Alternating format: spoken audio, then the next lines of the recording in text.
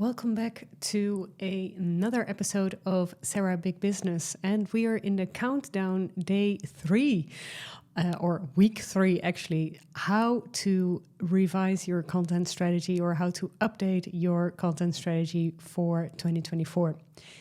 Content is such an interesting topic, I find, also to talk about because I think it's also very personal.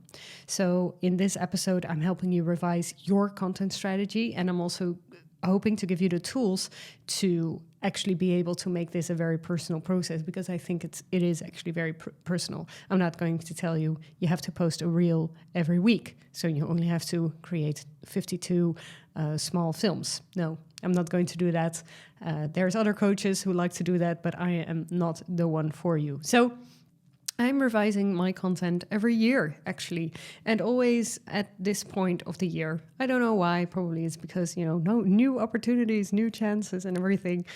I think, yes, I changed my podcast format to, well, actually, I did change my podcast format before a few weeks ago, actually, without the opening tune and everything.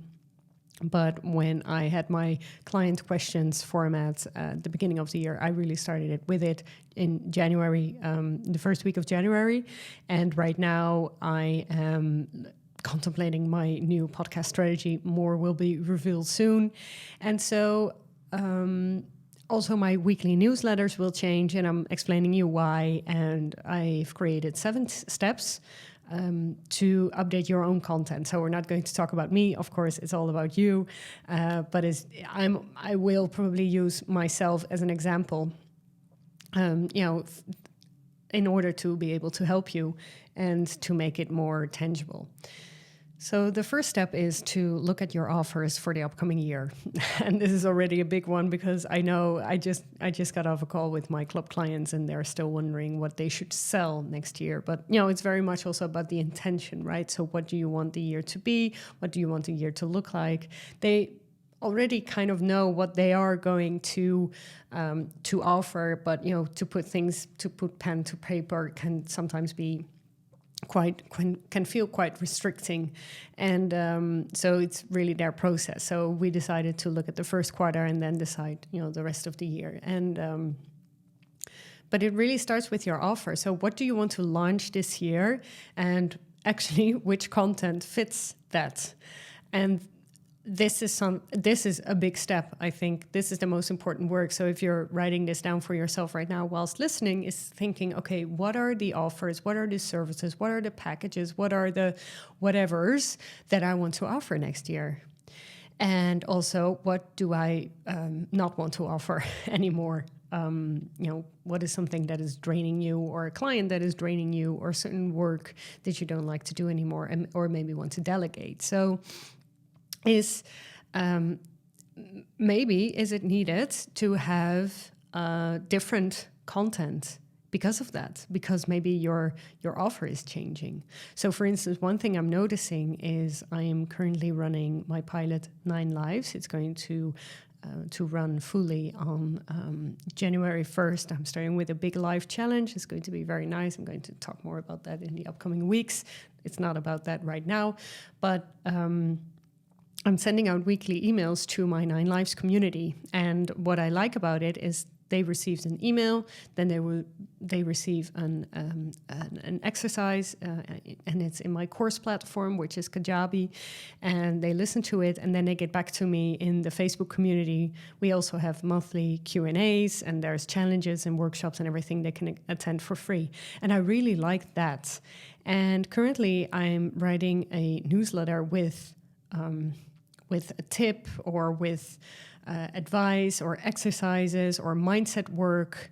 And the feedback I'm getting, of course, because it's a free newsletter, is not very big. And so I'm thinking about changing the newsletter. And my newsletter changes because my offer has changed. My offer suite has changed, right? So I'm explaining this to you. So this is why, I'm revising my podcast strategy. I'm revising my newsletter strategy. It's all because of the offer. So it starts there. What do you offer? What do you sell? And it could also be, for instance, if you're hosting webinars every month, right? Free webinars. This could also be a part of your content process. I know that's also going to be me. And so really looking at what do I want to offer? How do I want to help my clients go from point A to point B, maybe in a year time? What are the programs that are going to help them in my case, right? So I'm creating programs all the time, and that's so which content fits that, and also how much time do I have, of course. So if you're looking at all of the content that you're currently, so that's step one. Then the second step is look at all the content that you're having right now, the things that you're doing right now. Write all of this down, right? So write down when you're doing a LinkedIn post, how often do you do that? What do you think of it? Is it only just to celebrate something, or is it also to educate people? Write this down for yourself, how much you're doing it, why you're doing it, what you're doing exactly, and just write down everything. So for instance, in my case, I also wrote down TikTok, but that's really not, that's not a big one for me, but I wrote it down anyway. Because there might be some opportunity there. So, and then when you have that list, so that was the second step. When you have that list of all the content that you're currently putting out, and maybe it's not a lot, maybe it's only, if you're being tagged in someone's Instagram stories and that you repost it and that's it, fine, but do write it down. And then you can, for the third step, you can look at what can go and what can stay. So what is something that you want to let go of? For instance, in my case, I don't really want to let go of the podcast, but I'm thinking of other ways in how to present it, right? So a different format, maybe different frequency, different length. I'm not really sure 100% yet, but that's what I'm figuring out the upcoming weeks, and you will figure it out as well in 1 month probably. What can stay? I'm currently also experimenting with vlogs, week vlog every day. I'm, recording some clips and see if I like to do that. So it's more of a behind the scenes and, who is this person kind of vibe. And what can stay? So for instance, my Instagram posts, they are doing very well. I want to post every day. I don't want to post just, whenever. And I really want to create a plan for that. And I think I'm going to getting back on that later in tip 5. But before that, we go to number 4. What can you add? So what are forms of content which you would like to explore? Like, for instance, my vlogs. This is something new. I've never done this before. It's on YouTube. You can watch it. And so if you're watching this on YouTube, you can find it on the same channel. But what are things that I can add? What are things that I've always wanted to do? So, for instance, this could be Reels for you. Maybe this could be carousel posts on Instagram for you. This could be TikToks. This could be... what else could it be? Well, whatever you want it to be. And it's really, really up to you. So what are things that you always wanted to play around with and, see what's nice for you? And maybe you like to write blogs. Maybe you just really like to write short stories, or it does not really matter what you choose, but you just write it down. What is something that I've always wanted to do and I never did? This is a great moment to look at that. And so the 5th tip, what I said before, and what really helps me, is to have a format. What formats are helping you to gain more traction to your offers?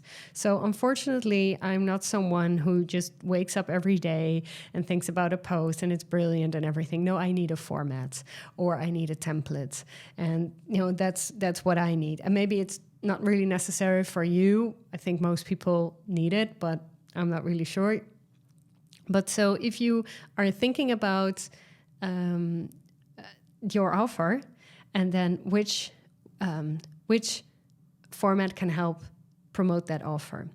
And when you're promoting an offer, be very specific in who you're helping. Be like a fly on the wall. Think about, what is this person thinking about? And then which format is going to help also my ideal client to learn to trust me and to decide maybe to buy from me. So look at this also from, a little bit of distance, and not just personally and emotionally. What do I like best? But also, okay, how is this going to benefit me selling my offer? Because that's eventually what we want to do. Then the 6th question I want to ask you is if you want to change the branding. So are you looking, and branding could be anything, right? So the way that you're expressing yourself, this is also maybe a photo shoot, this is also colors, this is also type fonts, all those things. And does it fit your personality? And does it still feel aligned? And one thing that I want to say about content, creating content, is that it has to be very clear. And also, a little tip here, don't copy others. So one thing I'm seeing right now is that people are using, the same kind of fonts, the same kind of reels. They're all creating it in CapCut. I know exactly how it works. It's okay, but try to stay very close to yourself.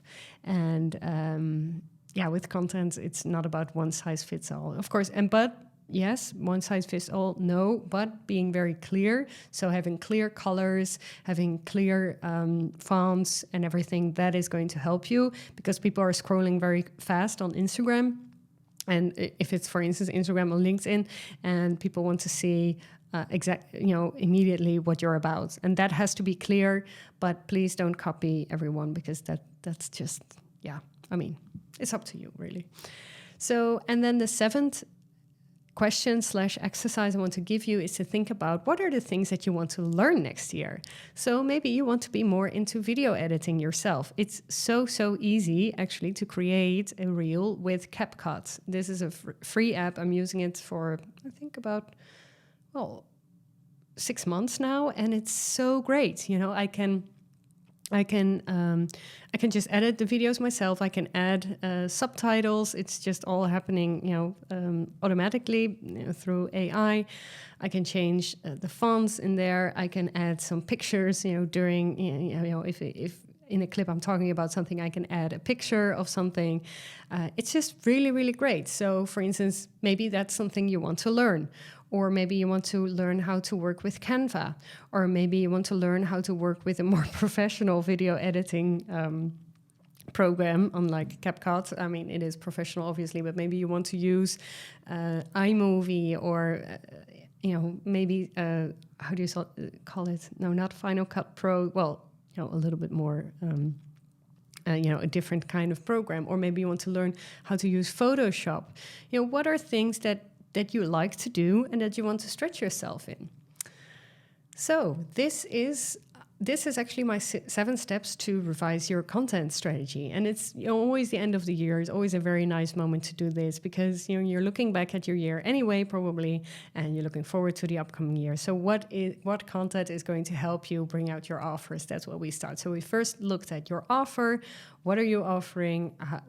What kind of content fits that? Then look at what you're currently doing. Then the third step is what can stay, what can go. Fourth step is what can you add. Fifth step is what are the formats. Sixth step is look at your branding. Maybe you want to change it. Maybe hire a specialist to help you with this. And then the 7th tip is what are things you want to learn next year. I wish you a very good luck, and thank you for listening to this part 3 of the 2024 Big Business Countdown.